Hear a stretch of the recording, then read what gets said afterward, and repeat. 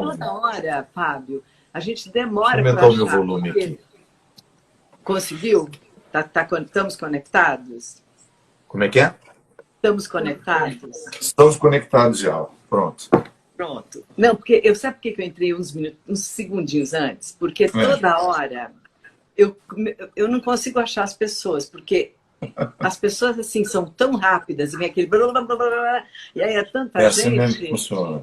E agora também estava um monte de gente. Aí eu falei, bom, eu vou digitar. Aí digitei tudo certo. Então estamos aqui com o esperado, querido Padre Fábio de Mello.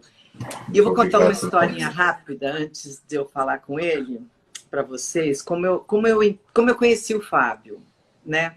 A gente estava num almoço na casa de uma amiga nossa muito querida, ele sentou do meu lado e eu não sabia quem ele era. Uma vergonha, tá certo, mas eu não sabia quem ele era. Eu sou muito desligada.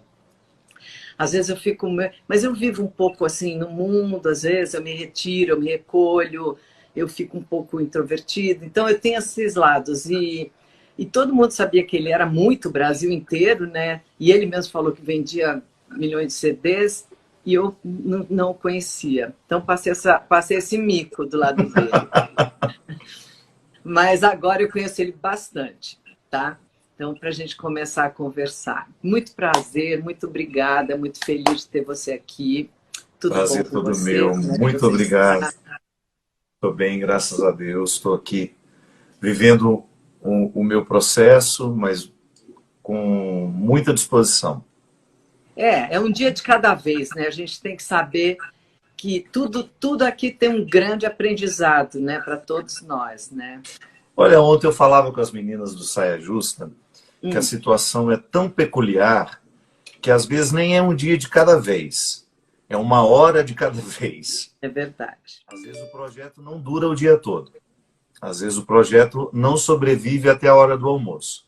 O projeto que você tinha na parte da manhã, parece que você esgotou todos os recursos dele até o meio-dia. Então, eu acho que a gente nunca, eu pessoalmente, né, nesse momento da minha vida, olhando para tudo aquilo que eu já vivi, eu acho que até então eu ainda não tinha experimentado um tempo em que eu ficasse existencialmente tão estimulado a me oferecer uma novidade, um processo que não termina.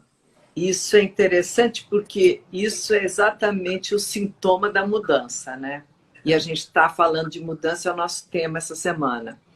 E você, bom, se a gente começar bem do começo, né? Você fez uma grande mudança na sua vida no dia que você resolveu ser padre, que é uma mudança radical, eu acredito, né? Na verdade, eu nasci muito religioso. Então, a estrutura religiosa sempre foi muito presente na minha casa, na minha família. Mas ela não foi garantia de espiritualidade. Eu precisei levar um tempo para perceber onde é que estavam as fontes da minha espiritualidade, que às vezes não coincidiam com as fontes da religião. Certo. Pelo meu jeito de ser, eu sempre digo... Só um minutinho. Falando de, enquanto ele pega o que ele tem que pegar, eu vou dizer o seguinte, ele é mineiro, e eu convivi na minha vida, por alguma razão existencial, que eu não sei, muito, muito de perto com os mineiros. Mineiros parece assim, tive milhões de amigos mineiros, tenho milhões de amigos mineiros, Minas Gerais e eu temos uma conexão fortíssima. E muitos dos meus amigos tinham sido coroinhas. E eu falava assim, você também? Então eu falava assim, gente, e muitos queriam ser padres, acabaram sendo escritores, autores, outras coisas. Sei. Mas passou pela cabeça de muitos deles ser padre. Então, acho que Minas tem um ar existencial ali que busca faz as pessoas buscarem esse eu acho que a nossa topografia, né, ela já facilita muito a transcendência. Nós somos criados, rodeados por montanhas. Eu acho que esse tipo de topografia influencia muito, porque a gente nunca vê muito o horizonte. O nosso horizonte está sempre limitado por uma montanha. Então, de alguma forma, nos preenche de um mistério existencial, de uma postura mais desconfiada, né? Porque alguém pode dizer, olha, atrás daquela montanha tem uma cachoeira. E aí o mineiro, olha, será que tem mesmo? Então, essa dúvida, essa dialética perpassa muito a nossa cultura. Mesmo quem não sabe dar nome a isso. É por isso que tem tanta arte em Minas, né? Tantos escritores, tantos músicos. Porque essa topografia ela é muito sugestiva, né? Ela é muito espiritual. Ela é muito espiritual. Como eu estava dizendo antes, em alguns momentos da minha vida eu percebi que a minha fonte de religiosidade não coincidia com a minha sede de espiritualidade. Então eu fui descobrindo aquela linguagem que Deus falava comigo, que só eu entendia. Eu creio na linguagem universal, religiosa, Deus fala com todos nós, mas eu acho que ele sopra de maneira muito particular, numa linguagem que só você entende, que só eu entendo. É a tua compreensão, né? É a tua individualidade, a tua compreensão. É a minha idiosincrasia, né? Onde eu me encontro sendo eu, com as minhas características, com os meus defeitos, com as minhas qualidades. E ali, quando eu comecei a descobrir que eu tinha o direito de buscar espiritualidade mundo afora, não só dentro do cerco das religiões, eu descobri que eu queria ser padre de verdade. Porque eu acho que o padre é um ofício, o ser padre é um ofício que me coloca numa busca incessante de espiritualidade pelo mundo, por onde eu for. E para você, você teve dúvida dessa mudança um pouco antes de tomar a decisão? Eu tenho dúvida todo dia. Eu tenho dúvida toda hora. Eu não sou um homem de certezas prontas. Nunca quis ser, Bruna. Da mesma forma como eu lhe disse que os motivos que me fazem ficar vivo até o meio-dia, às vezes se esgotam antes do meio-dia, a mesma coisa nas minhas escolhas definitivas. Nada é definitivo. Nada me sustenta definitivamente. O definitivo só faz sentido quando eu o compartimento, quando eu o compreendo toda hora. É a hora de escolher. Hoje eu acordo e eu preciso continuar escolhendo ser padre. Eu acho que você também, quando se casou com o Carlos, você sabia disso. Que não era um momento isolado da vida. Se você não continuou se casando todo dia, o vínculo já terminou há muito tempo, mesmo que vocês continuem dormindo na mesma cama. Você não continua todos os dias renascendo, na verdade, né? É a renovação do vínculo, né? Você falou de mudanças, e toda vez que eu falo de mudanças, eu me recordo, eu sou naturalmente conduzido à primeira mudança que eu precisei viver na vida, que foi sair do ventre da minha mãe. Foi extremamente doloroso. Eu queria ficar lá. Com certeza, todos nós, né? Tá, eu queria eternamente a zoninha de conforto, né? Mas o corpo da minha mãe me expulsou com movimentos de contração. Eu precisei viver a primeira mudança da minha vida, que foi justamente sair da condição de ser alimentado por um cordão umbilical, de não ter trabalho algum para receber essa vida, e de repente eu agora tenho que respirar, eu tenho que dar um jeito na minha indigência, outras pessoas vão cuidando dessa indigência enquanto eu não tenho condições de cuidar sozinho. E ali eu comecei processo de mudança. Então eu acho que dificilmente a gente pode se compreender humanos fora dos processos de transformações e de mudanças. Acho que a gente morre se a gente para de mudar. Fábio, por que você acha que as pessoas têm tanta dificuldade de aceitar a ideia da mudança? Porque a gente gosta do ventre. Tanta resistência, independente do nascer. Assim, a gente gosta do ventre. A gente gosta do ventre. A gente gosta da zona de conforto. E de vez em quando, a gente tenta reproduzir na nossa vida a experiência do ventre, que é a experiência de comodidade, de alguém fazer por nós, ou de você ter um cotidiano absolutamente articulado, calculado, que você sabe que funciona daquela forma. Mas então, muita gente... Oh, desculpa. É uma tentativa de reconstruir o primeiro espaço, em que nós fomos tão supridos de nossas necessidades. Então, de vez em quando, eu me percebo assim, opa, está confortável demais, eu preciso sentir as contrações da vida para eu nascer de novo. Não dá para continuar sendo o Fábio que eu fui até agora. Preciso nascer de novo. Tem que trocar de pele, né? Tenho. E, ao mesmo tempo, tem gente que não está na zona de conforto. Está numa relação tóxica, está numa relação de abuso, e está com medo de enfrentar a própria situação e está com medo da mudança. Então, não realmente a gente tem essa tendência a apaziguar na zona de conforto, né? a comodismo, ao conformismo, inclusive, mas tem pessoas que realmente estão numa situação muito difícil, muito angustiante, mesmo assim tem medo de mudar. De onde vem, você acha, essa dificuldade de enfrentamento? Às vezes é pensar que o enfrentamento será mais difícil do que a prisão. Eu escrevi um livro, aliás, eu acho que é o meu livro mais importante, que se chama Quem Me Roubou de Mim? O Sequestro da Subjetividade e o Desafio de Ser Pessoa.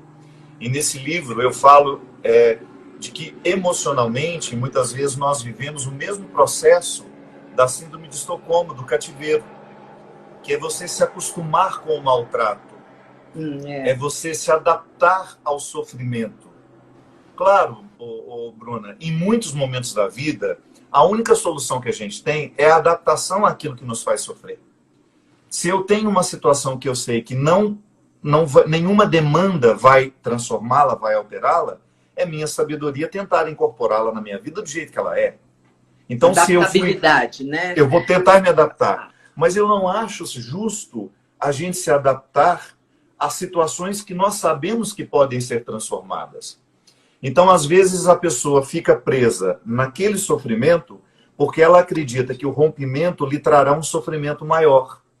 Quando, na verdade, quando nós vivemos os enfrentamentos que nos libertam interiormente, eu acho que é a alegria mais genuína que um ser humano pode viver. Que não é a que o outro nos dá. Você ser livre é muito bom, não é? Total. A liberdade é uma conquista diária também, né? Se você me permite, eu até gostaria de ler um texto que eu postei hoje, que algumas pessoas ficam assim. Eu escrevi assim: e há os que compreendem o amor como controle, governo, mas nada nos expõe tanto ao desgoverno, ao estado de vulnerabilidade, ao torpor da instabilidade, quanto o amor. Quem opta pela segurança do cais nunca desfrutará das frutuosas tormentas da navegação. Eu acredito muito nisso. Então, às vezes, eu posso me acostumar à comodidade que o cais me traz. Mas eu preciso saber, alguém precisa me recordar, alguém precisa me contar, se eu ainda não estiver consciente disso, que navegar, que enfrentar as tormentas é absolutamente revolucionário, é absolutamente realizador do ponto de vista humano. Quando eu me percebo em alto mar, precisando lidar com aquilo que é o pior em mim, precisando recrutar as minhas melhores forças, eu me sinto realmente vivo. Talvez seja um dos momentos da vida em que eu mais experimento o poder de ser vivo. Porque eu posso muito bem estar aqui numa ataraxia, numa apoplético, sem perceber a vida, sem perceber a realidade, sem nenhum movimento interior, sem nenhuma contração me expulsando, e eu já estou morto, sem perceber que estou, né? Você lidar com a montanha-russa da vida, com a tormenta do mar da vida, com as possíveis pandemias, de repente, esse lidar com isso, sem dúvida, é o nosso crescimento. Toda crise é o nosso crescimento, né? Mas quando você decidiu essa mudança radical na tua vida, que talvez não fosse tão radical, você abriu mão de muitas coisas. Elas fizeram falta? Fazem. O amor romântico, o amor sexual. Como que você lida com isso? Como que você lida com a abstinência? Isso, para mim, é um enigma. Toda escolha impõe renúncias. Toda renúncia impõe perdas e ganhos. Eu me equilibro o tempo todo entre ganhos e perdas. E eu só fico no lugar que eu só fico na condição que estou, porque eu identifico os ganhos mais nobres do que as perdas. Eu não digo que eles são mais importantes, não. Para mim, são escolhas de valores, a tua escala escolhas que me tornam mais nobre como ser humano. Então, eu, por exemplo, no dia em que eu identifiquei que o fato de não constituir uma família, não ter filhos, não ter uma esposa, me permitiria experimentar uma liberdade interior que num relacionamento eu sei que eu não experimentaria. E eu sei que há pessoas que contestam isso, mas para mim fez sentido. Então, eu fico naquilo que faz sentido para mim. Uhum. Eu vejo muitas pessoas manifestando, eu acho que padres deveriam casar. Eu até acho que o Papa poderia repensar a possibilidade de ordenar homens casados. Eu acho Mas totalmente. a Acho opção da castidade, ela no primeiro momento, ela nem foi religiosa, ela foi intelectual. Na Idade Média, os intelectuais optavam pela castidade porque era uma dedicação total ao conhecimento. Enfim, não é uma questão que agora a gente discute, eu apenas interpreto que na minha vida não soa como um movimento, não vem como um movimento que me faz querer sair da escolha que eu fiz. E é claro que se um dia isso não fizer mais sentido para mim, eu serei o primeiro a dizer, eu não tenho medo da verdade. Eu não tenho medo dos meus incômodos. Eu não vou ficar aqui fazendo um papel só para agradar as pessoas. Eu não fiquei padre para agradar ninguém. Tanto é que um dia a minha mãe sempre demonstrou, Bruna, muita satisfação em ter um filho padre. E eu me lembro que na porta da igreja, antes de entrar, eu olhei bem nos olhos dela e disse assim, Dona Ana, eu não estou aqui porque a senhora quis. Eu não sou covarde o suficiente para poder levar uma escolha até o fim só porque minha mãe quis. Eu estou aqui porque, de fato, o sonho da senhora coincidiu com o meu. E agora... Você sentiu essa vocação? Desde menino me fascinava a ideia de ser padre. E tem não alguma...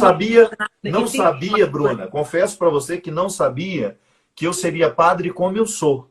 Eu me imaginava um padre na paróquia, fazendo aquele trabalho que é o convencional de um padre. Eu nunca imaginava na minha vida que eu me tornaria um comunicador, porque eu sempre fui um menino tímido. Eu era incapaz de dar um recado na sala de aula.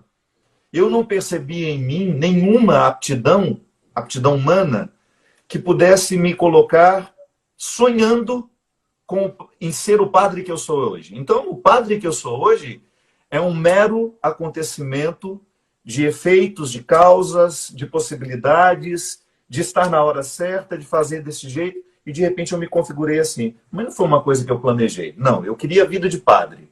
Eu queria aquele trabalho numa paróquia, numa comunidade, poderia ser no interior, como eu gosto de viver. Não gosto de cidade grande, não gosto de... eu gosto de pouca gente. Então, este sempre foi o meu sonho, que por acaso era o sonho da minha mãe. E dentro dessa vocação, dessas escolhas, como você diz que todo dia se renovam, né? Quais são as contradições? O que para você é difícil de engolir, é difícil de aceitar? Porque eu posso te dizer do meu lado, né? Em relação à igreja. Oi? Você fala aquilo que é difícil na minha opção? Na tua opção, na tua escolha. Quando eu percebo que o nosso discurso religioso ele serve para oprimir quem deveria ser libertado.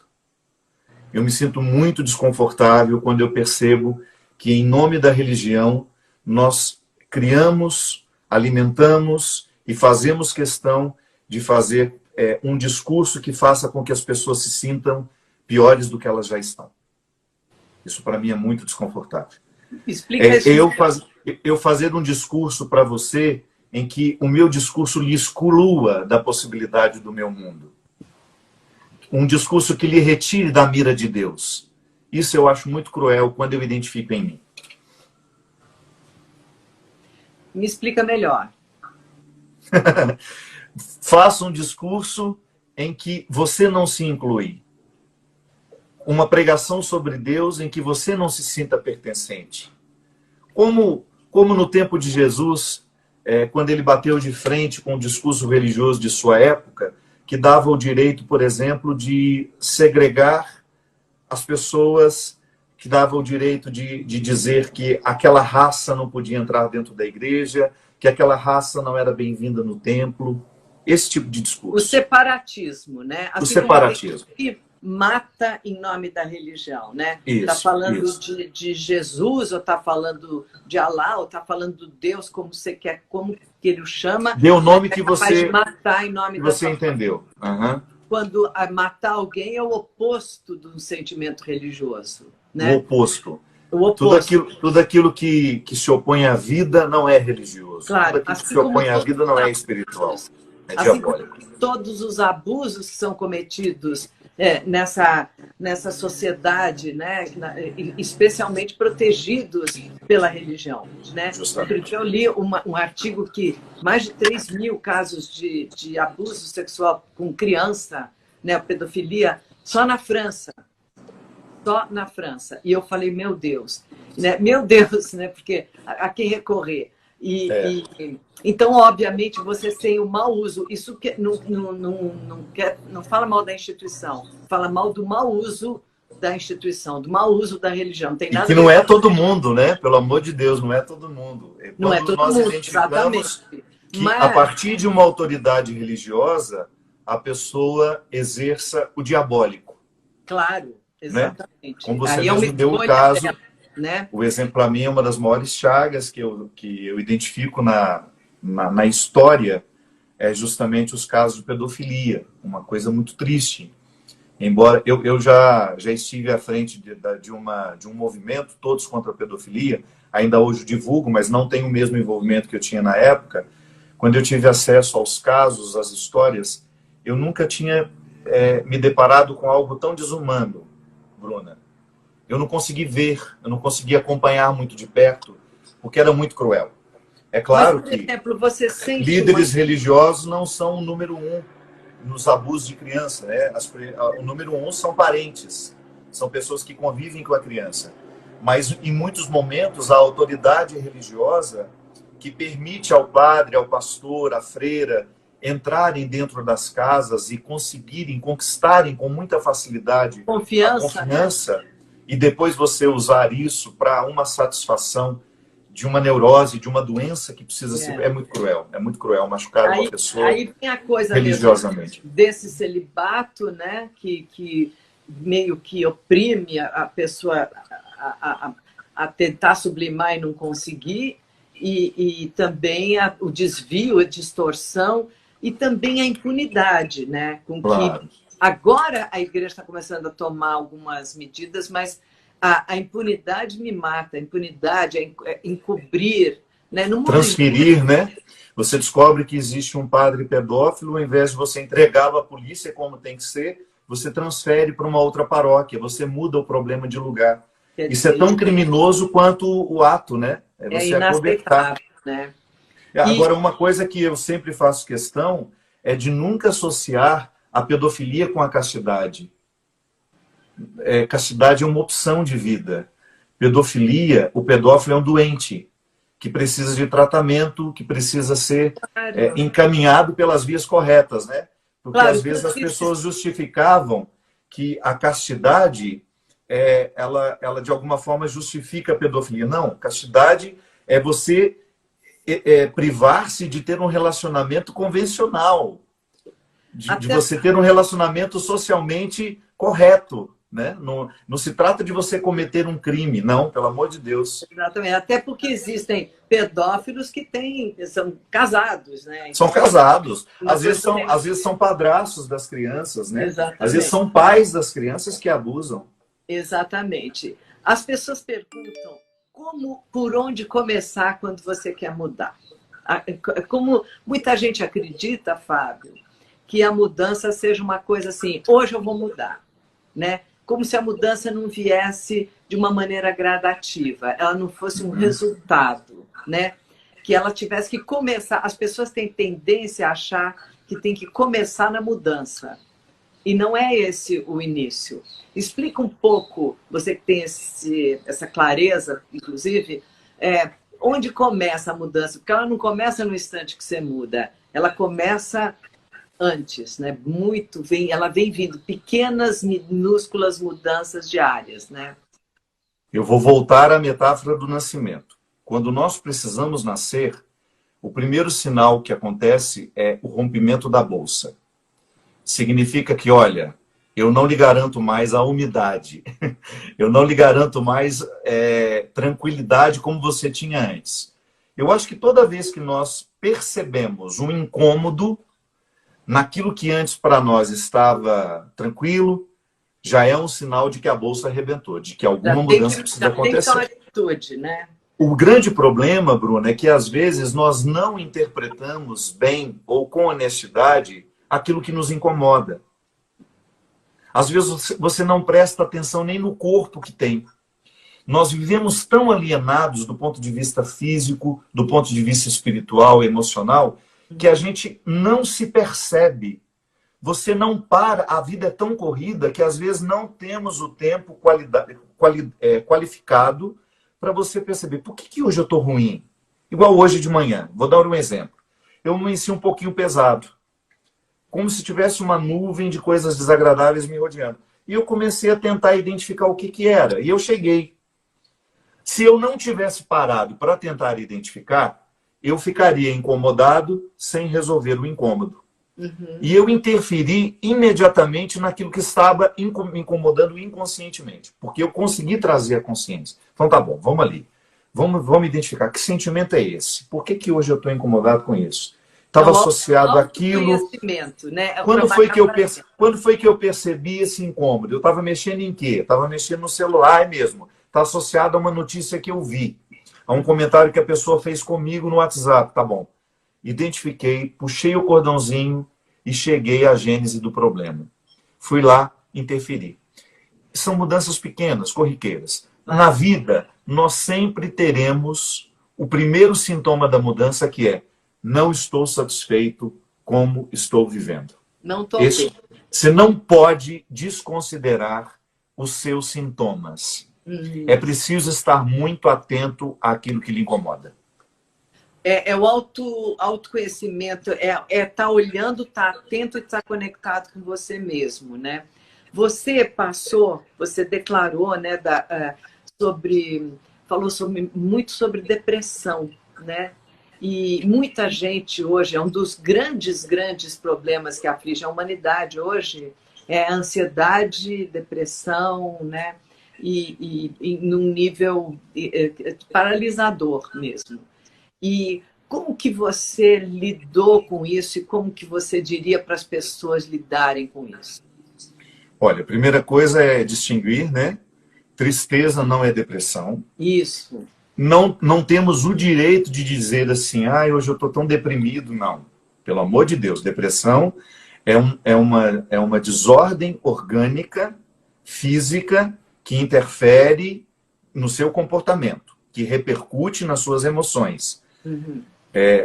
Primeira coisa, eu estou triste ou eu estou deprimido? Tristeza faz parte da vida, depressão não deveria fazer. Tá certo. Pode ser que quando você não cuide das suas tristezas, elas vão se evoluindo, elas vão se acumulando, elas vão evoluindo, e isso pode gerar, de fato, um quadro patológico. Uhum. Então, a primeira situação que eu preciso identificar é isso. Eu estou doente, a minha tristeza estendeu-se demais no tempo, eu já tenho sintomas de depressão. Minha amiga, primeira coisa, nós precisamos de um médico. Não podemos ficar com esses discursos idiotizantes. Depressão é falta de Deus, depressão é falta do que fazer, depressão é falta de vontade. Não, não é. Depressão é uma doença que precisa ser tratada da mesma forma como uma pessoa que descobre que tem um problema cardíaco. Nós precisamos parar de ter preconceito com os remédios psiquiátricos. Eles agem no nosso organismo, no nosso cérebro, da mesma forma como um remédio vai agir no funcionamento cardíaco. Então, a primeira coisa é isso.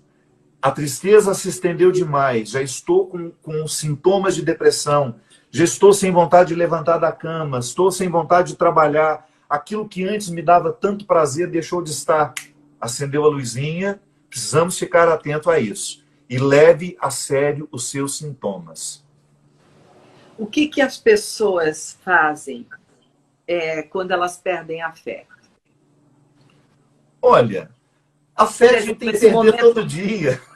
Esse momento de pandemia, né? Muita gente fala assim, mas isso é um castigo, o que está acontecendo? Tem todo um discurso, especialmente das pessoas que quando falam com um padre, né? O falar Olha, com um padre muda muito esse. Fala-se de livre-arbítrio, fala-se de destino, quando a fala-se de pessoa fala perder para a mim assim, fé. padre, perdi a fé. Eu falei, que bom, minha filha. Significa que ela não te servia mais. Vamos arrumar uma que te serve agora. Vamos Não evoluir. servia mais. Não é Não é aquela mais. verdade?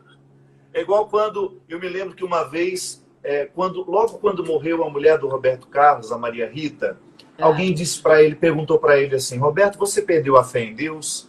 Ele não, só não acredito mais como acreditava antes, mudou. De repente ele tinha aquela ideia de que Deus ia fazer tudo, de que Deus ia tomar conta de tudo, e não foi bem assim. Nem por isso Deus deixou de ser Deus. Se Claro. Deus deixar de ser Deus toda vez que eu sou contrariado, minha amiga, que fé é essa? Então, aquela fé infantil que me faz querer um Deus realizando todas as minhas vontades o tempo todo, e eu peço, ele faz, é um Deus nestor aqui a meu dispor, essa fé precisa ser perdida. Então, quando a gente percebe que nós estamos evoluindo no processo da fé, significa que, de alguma forma, nós estamos perdendo aquela que a gente tinha. Estamos amadurecendo. Estamos dando um passo na direção de uma fé mais madura, que permita Deus ser Deus, que me permita ser quem eu sou e que nos ajunte de uma maneira honesta. Quando eu me ajunto com Deus de uma maneira honesta, nós temos uma verdadeira religião. Eu confio na providência divina, mas eu olho para os dois lados antes de atravessar a rua. Eu confio na providência divina, mas eu tomo os meus remedinhos que eu preciso tomar todo dia, porque eu sei que Deus age através da ciência. Então, agora, o que eu acredito que esteja mais fragilizado nos tempos de hoje, nem seja a fé. Eu acho que a gente está mais desesperançosos. Eu acho que a gente está faltando um pouquinho de esperança no final do horizonte. Porque a gente não tem previsão de quando isso vai passar. Eu acho que o que mais nos agonia, o que mais nos deixa ansiosos, é porque a gente não tem uma previsão de quando a nossa vida vai poder se aproximar um pouco do que era. Então, eu acho que hoje as pessoas estão mais angustiadas porque não conseguem ver uma luz no fim do túnel, e isso não é fé. Fé é a certeza de que tudo vai dar certo, de que eu estou no lugar certo, de que Deus está no lugar certo e que eu fazendo a minha parte, as coisas vão se encaminhar. Pode ser que não se... Inclusive, essa fé independe da religião que a pessoa Não, e outra coisa, pode ser que nada aconteça conforme eu havia pensado. E o certo era aquilo. Claro. O certo é justamente quando deu errado. Então, eu só preciso ter aquela tranquilidade. Eu estou aqui, estou fazendo a minha parte, acolho o que a vida me dá e não fico projetando muito. Agora, a esperança é um conceito que nos coloca em processo de preparo para aquilo que a gente quer. A espera só faz sentido quando é operante. Bruna, se você fala, Padre Fábio, vem almoçar na minha casa, e você fica me esperando, como é que você vai me esperar? Preparando o almoço. Cozinhando. Não é assim. Às vezes nós temos um conceito de esperança de que esperar é ficar de braços cruzados. Não é não.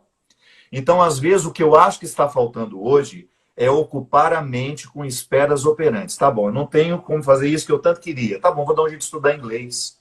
Vou ler um pouco mais nesse tempo. Não estou podendo sair mesmo, não vou ficar aí batendo boca, põe máscara, tira máscara, sai, não sai. Não, vou fazer o meu dever de casa, vou me ocupar comigo, vou procurar ler um pouco mais, vou fazer aquele curso de inglês, vou aprimorar um idioma que há tanto tempo eu precisava fazer.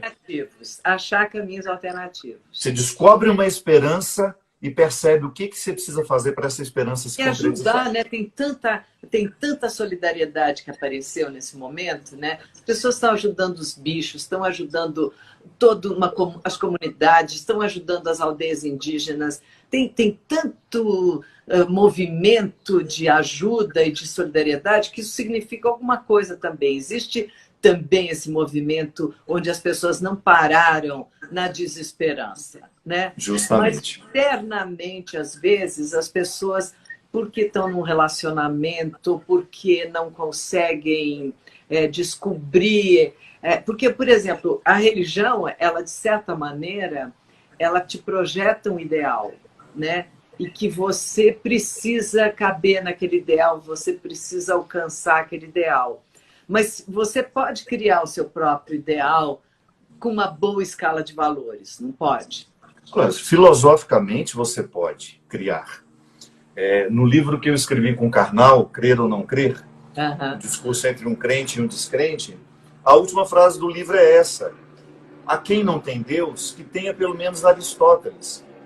Claro. Se você tem Aristóteles na sua vida, que aliás a gente não pode esquecer que a filosofia cristã, elaborada por Agostinho, Tomás de Aquino, ela é de natureza aristotélica. Tomás de Aquino e Agostinho buscaram os ensinamentos de Aristóteles e colocaram na pia batismal, colocaram ali no seio do cristianismo e escreveram uma filosofia cristã a partir de um homem que tinha um único desejo de criar uma sociedade mais livre, mais justa, mais fraterna. Então, quando nós não temos a religião, a gente não está dispensado, desobrigado de viver todas as responsabilidades humanas, porque a vida só é possível quando socialmente a gente organiza cada um dentro das suas responsabilidades.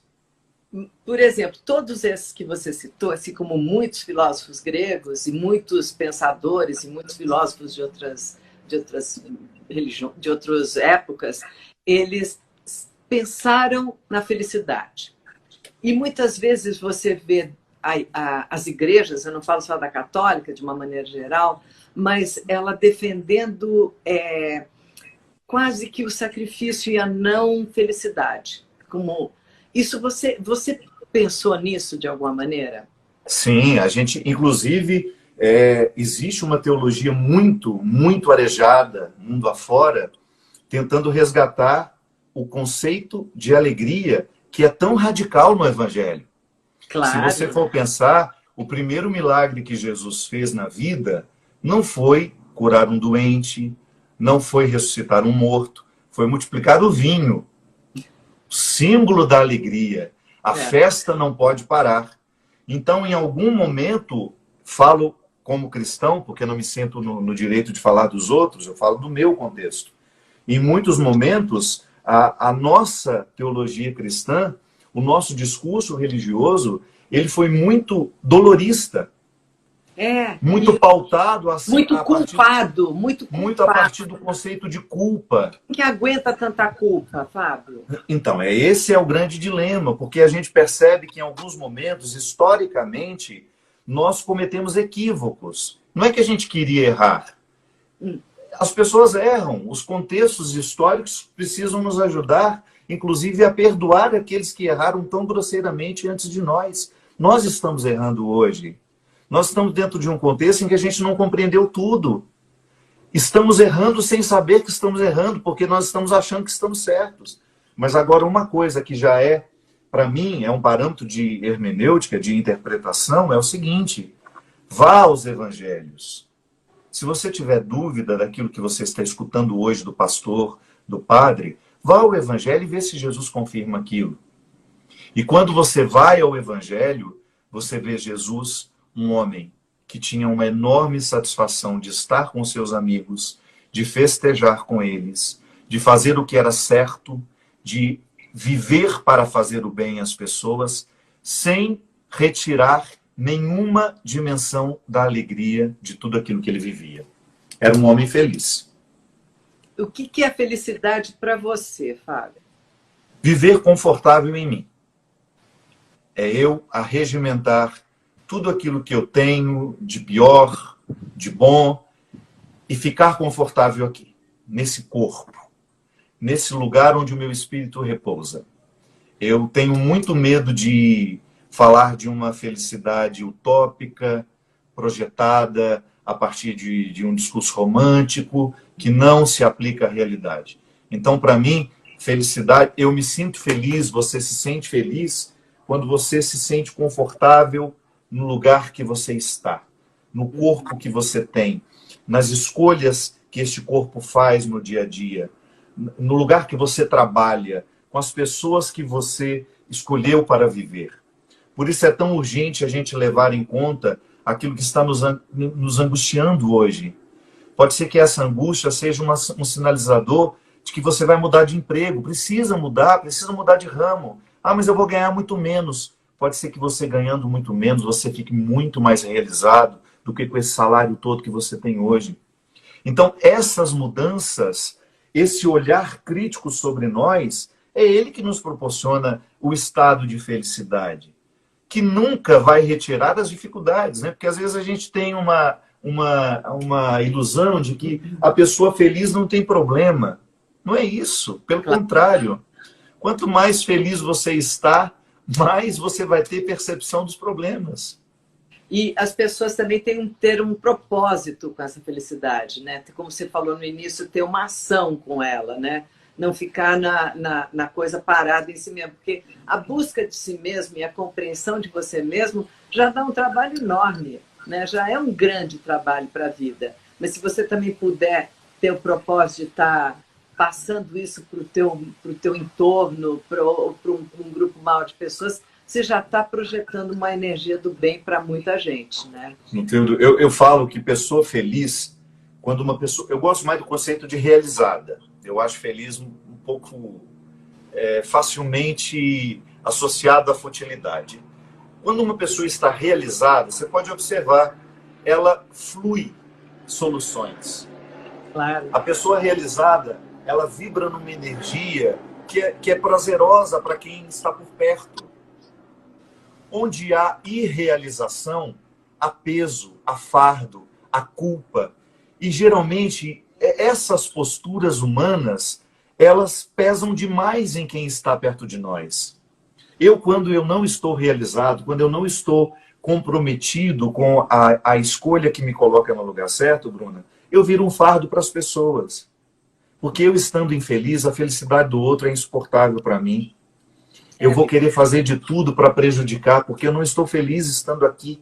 Agora, quando eu estou feliz, tranquilo, tudo flui melhor. Então, você acredita que a maldade humana, e muita gente é muito religiosa e pratica grandes maldades, né? Maltrata animais, maltrata crianças, maltrata subalternos, maltrata, né?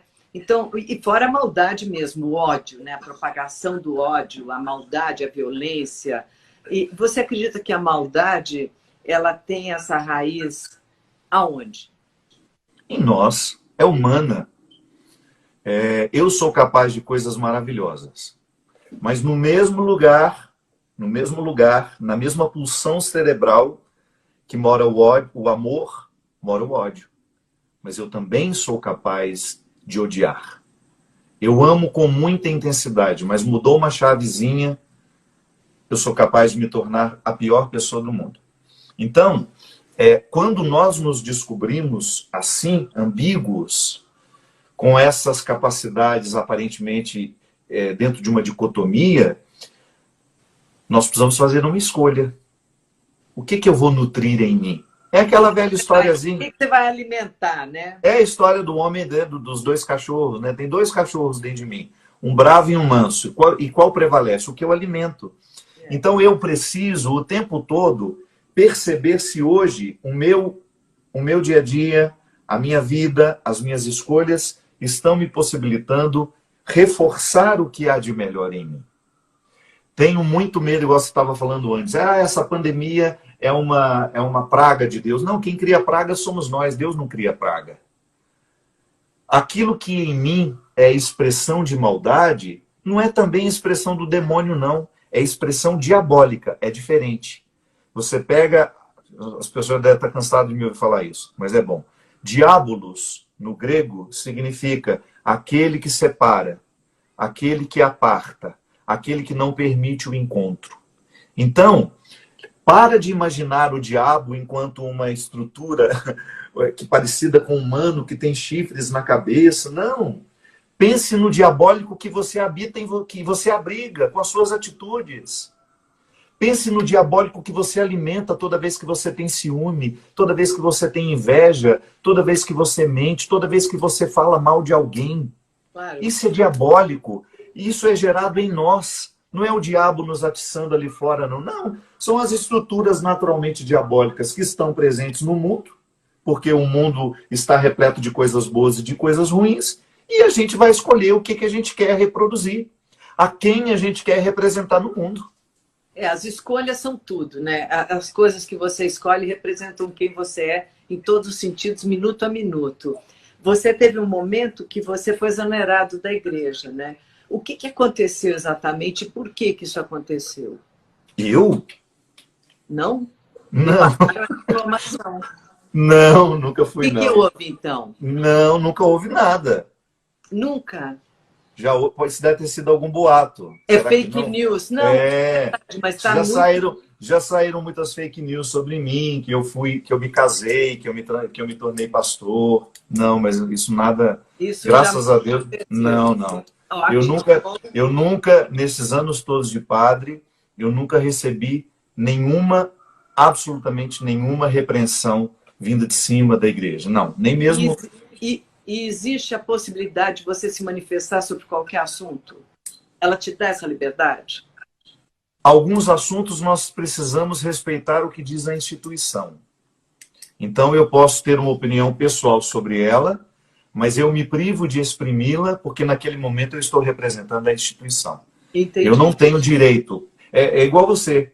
Digamos que você trabalhe na Rede Globo. Sem dúvida. E você é convidado a dar um depoimento que a Globo te fala, olha, sobre isso a gente gostaria que você não falasse, porque nós já dissemos o que tínhamos que dizer. Claro. Por exemplo, um assunto que sempre foi muito problemático para nós religiosos é a política. Devemos ou não falar disso? Eu acho que nós devemos falar das injustiças, de tudo aquilo que de errado acontece no mundo. Nós não podemos perder o poder profético de denunciar tudo isso. Mas a partir do momento que você abraça um candidato, você fica refém. Você deixa de ter a liberdade de dizer o que você precisa, inclusive em relação àquele candidato. E, por exemplo, se manifestar a respeito do casamento homossexual, casamento gay, você pode fazer isso ou não?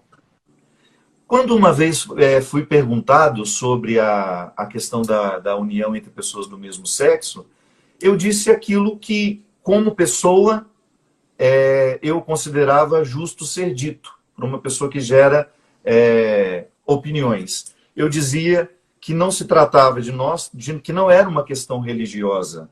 Uhum. Casamento entre pessoas do mesmo sexo não é uma questão que diz respeito a religiosos. A questão religiosa diz respeito a nós, se por acaso eles quiserem casar dentro da igreja. Aí sim, nós temos que dizer alguma coisa. Mas aquilo que o Estado, que é laico, reconhece entre as pessoas, é um direito delas. Eu não posso, como religioso, querer impor a uma pessoa que não é religiosa ou impor uma restrição de um contrato que aquelas pessoas precisam fazer para reconhecer, inclusive, um bem que tem em comum. Mas porque o grande problema das pessoas homossexuais que vivem juntos, que constroem uma vida juntos, é que às vezes, depois, quando morre um, aqueles familiares que nunca deram atenção vêm para buscar o que eles construíram juntos. Isso não é justo. Né? E o cara às vezes está no hospital e a pessoa que mora não pode entrar porque não é da família. Isso tem grandes injustiças. Mas, assim, eu te pergunto isso porque muitas pessoas, muito assim, do público mesmo, muitas vezes em nome da religião, eles são agressivos. Eles eles demonizam, né, a pessoa pelas suas orientações sexuais. E isso deveria ser esclarecido. Não, eu acho que o discurso de demonizar as pessoas não cabe em lugar nenhum. Como a gente dizia, nós precisamos ter um respeito pelas escolhas que as pessoas fazem. E eu falarei a partir da escolha religiosa que aquela pessoa fez. Uhum. Se ela pertencer ao meu grupo, se ela me procurar para ter uma opinião sobre todas as dimensões da vida, né? Às vezes existem mulheres que são terrivelmente agredidas dentro de casa e que muitos padres aconselham a manutenção daquele casamento. Uau! Quando, na verdade, nem casamento há ali. Claro. Esse é fruto de violência, né? Violência. Começou equivocamente, ali já é um caso de polícia. E às vezes eu vejo mulheres, por causa da culpa religiosa, não tendo coragem de denunciar os seus cônjuges, né? Isso. Então, há tantas coisas dentro do discurso religioso que a gente pode humanizar, aproximar das pessoas e fazer um pouco mais uma aproximação respeitosa com as pessoas que são diferentes. Que estão mal entendidos, né? Porque não é exatamente essa a opinião, né? As pessoas têm uma interpretação errada, né? Porque a humanização é justamente a aceitação do outro, né? Por isso que é tão difícil discutir religião. É. Porque religião permite as pessoas terem opiniões muito próprias e fundamentadas de acordo com a leitura que ela fez daquele texto religioso, né? A Bíblia, a Sagrada Escritura, se você for pegar e ler sem hermenêutica, sem ciência, sem contextualização, sem você entender a origem daquele texto, por que ele foi escrito, por quem foi escrito, ela pode justificar atos cruéis. Então, ter a Bíblia na mão não é garantia de nada. Eu posso muito bem pegar essa Bíblia e usá-la de maneira muito cruel com as pessoas. Muito violenta, né? Agora, se eu pego essa Bíblia e, de fato, identifico ali a essência que é Deus, que é um Deus misericórdia, amoroso, e quando nós falamos misericórdia, dá-nos, às vezes, uma impressão de que é aquele Deus que fica passando a mão na nossa cabeça, aceitando tudo de errado que a gente faz. Não é, não. Basta você pensar o amor amoroso do seu pai e da sua mãe. Claro. O amor amoroso do pai e da mãe consiste em dizer muito não, em conduzir-nos ao lugar certo. A obediência, né, que é um ouvir com o outro, não acatar a ordem do outro, mas ouvir com o outro no momento que a gente já está preparado para isso, porque pode ser que antes da autonomia eu não tenha condições de ouvir com o outro. Eu preciso obedecer só, receber a regra e aplicar. Agora, a partir do momento que eu já tenho uma maturidade e eu começo a ouvir com o outro, eu vou evoluindo. E às vezes a própria mudança, a gente estava falando disso, né? A mudança, ela seja uma passagem obrigatória em obedecer a si mesmo. Quando você fica obediente a você, aquilo que seu corpo está dizendo, aquilo que seu espírito está solicitando, aquilo que está pedindo o seu coração, a possibilidade de a gente acertar é muito mais. E o que você imagina que pode vir depois dessa pandemia? O que você acha que existe um aprendizado? Essa pandemia, como todas as coisas na vida, tem alguma lição para a gente aprender nela? Para quem quiser, né? Porque eu não tenho essa visão romântica de porque necessariamente ficaremos melhores. Não, não acredito. Não quer dizer melhor. Lição, às vezes você pode aprender uma lição e não é que você melhorou. Às vezes as pessoas estão tendo uma visão muito romântica de que vai ficar tudo melhor. Não. Eu acredito que quem quiser ler os sinais dos tempos terá uma oportunidade maravilhosa de fazer um novo posicionamento diante do mundo, diante das pessoas, diante de si mesmo.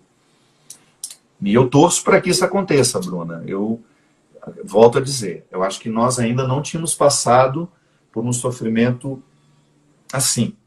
Não. A nossa geração, não. A gente não conhecia tanta restrição. Mundial, não é uma segunda guerra mundial, né? E não sejamos ingênuos. O que está por vir ainda será muito difícil. As consequências da pandemia serão muito difíceis. Você pessoalmente sente uma mudança em você, um aprendizado, alguma mudança de comportamento, alguma coisa que essa pandemia te provocou? Sinto. Eu me sinto mais seletivo.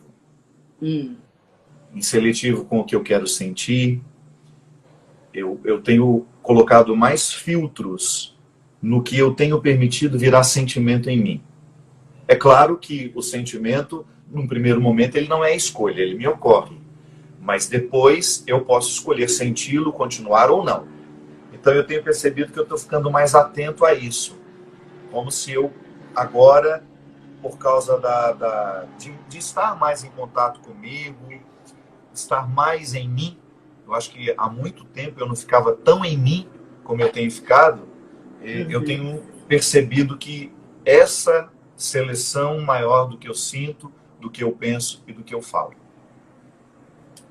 mais seletivo. Você está tirando aquilo que você não acha necessário estar. Você quer mais essência, então. Modifiquei meu conceito de pressa. Tá. Às vezes o escritório me manda uma coisa, eu falei, olha, eles falam já dando assim, tem que responder até meio-dia. Eu falei, então é não. Eu prefiro errar dizendo não do que a acertar e depois ficar, ou melhor, a dizer sim e depois ficar arrependido porque disse sim. Então, se a pressa é do outro, não será minha.